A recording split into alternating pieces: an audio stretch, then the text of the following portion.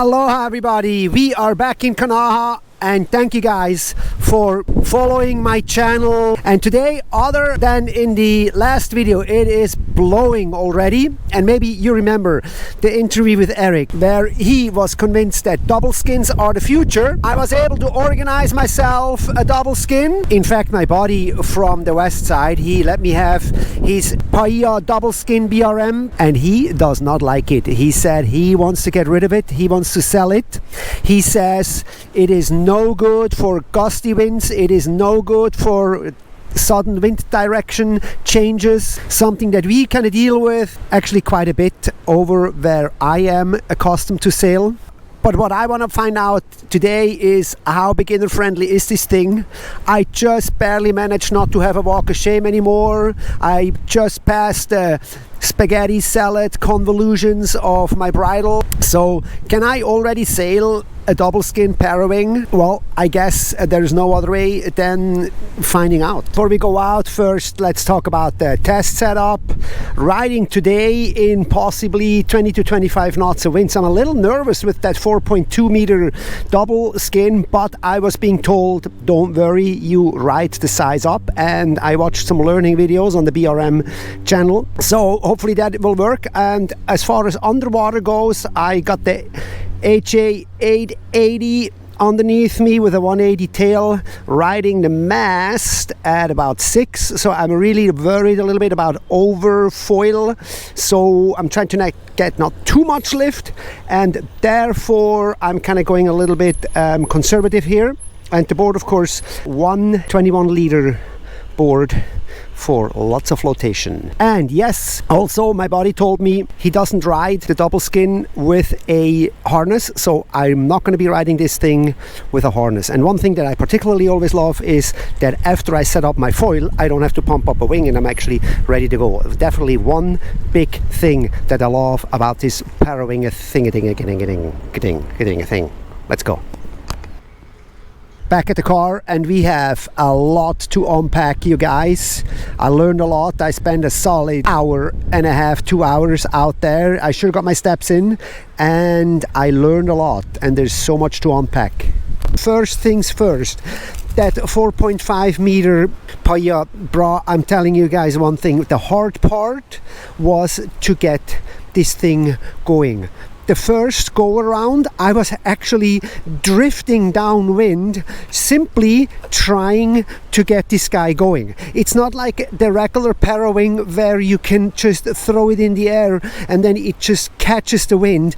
No, you have to grab it from the center where the openings are and then get the wind going into there, and then it kind of fills up from the center to the edges. And oh my gosh, that was not that easy. So I spent a lot of time trying to hold this thing in the air, right, try to get it done, and then I got it, like I'm drifting along, you know, like so with my board. So the Parawing is landing in the water and I'm overtaking my own wing, and then I have the lines, I'm running over the lines and stuff. So that was like the first go around, completely a no-go.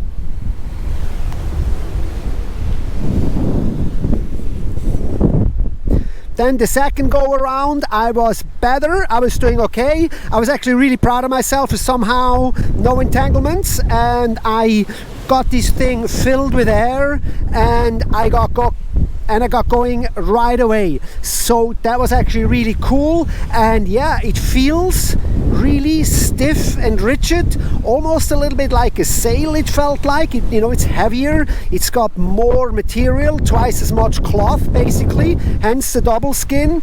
So that was actually, it felt really good. And upwind, as people said, yes, it felt good going upwind. And again, the 4.5 meter, I did not feel overpowered, and it sat in the wind really rigid, really smooth, and I sailed really well with it. So I was like, wow, yes, super stoked. But let's not sail too far out, because I do not want to swim back from too far. So I'm jibing this thing, and this is where the hard part comes. Like, I'm concentrating on my jibe, I'm foiling downwind, and I have now the wing in my leeward side hand, so to speak, in my downwind hand, and boom, I'm in the water and I'm down. That really sucked because now I'm already 150 yards downwind and there's no chance for not doing a walk of shame. So here I am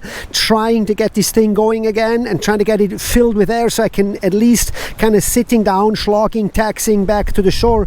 But it is so hard to get this thing going. That was really, for me, I can't say this often enough, but getting this thing inflated and going with the wind was really the one part that for me was really the hardest, you guys. It was really the hardest.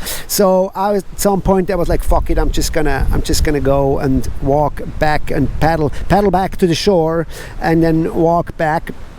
And then it got really windy. I mean, now it got really windy and I'm sitting down with a buddy of mine and there is this nice lady, her name is Diana, and she's like, hey, you know, like I have this, you can try this. And she had a 1.7 meter single skin. I'm like, okay, well now it's blowing 25 plus, so let's try this. So she let me try the 1.7 and it was not enough.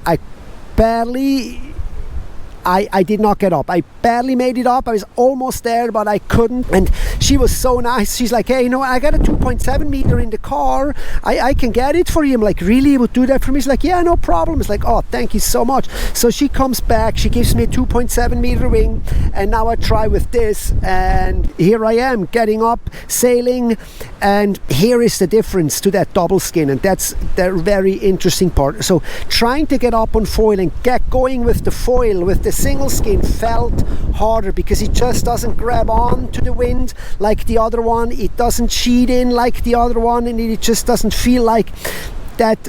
I don't know, it's just different somehow. It's weird, it's hard to describe, but I made it up and I sail, I do a jibe, still a walk of shame, kind of had a hard time staying upwind, but it's so nice and it's so small, so light, so little to pack away, just awesome and convenient. So I'm really stoked on that.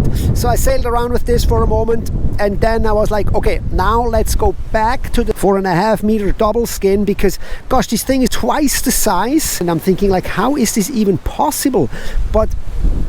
And physically I can't explain it, you guys. I just can't why it is the way it is, but it just is. So I'm going back out with the double skin, and again I am really mostly struggling getting this thing filled with air. And here I am, I'm sitting there and I'm trying to hold the leading edge so this thing blows up, but then the edges of this thing, they're in the water, and I have one half is blown up and the other one not, so it wants to kind of turn, and I'm like, no, you can't turn, just blow up. And I try to yank on the bar and it still doesn't blow up, and eventually after like dicking around with this thing for like a minute or so it finally catches wind. And the beauty of this thing is when it actually catches the wind, it sits really stable in the wind and I can get up on my knees, I get started, and it pulls me up on my foil right away. And that is really the cool thing, that other than the single skin I kind of had to pump with my feet and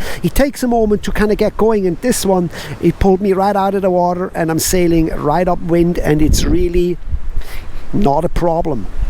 On my powered side, sailing upwind, it's really not a problem. So that was really stoked. The unstoked part for me is the frustration with getting the thing blowing up, and it feels heavy, it feels bulky. I don't know, you know last week Eric said this was going to be the future, and I sure see some future for this.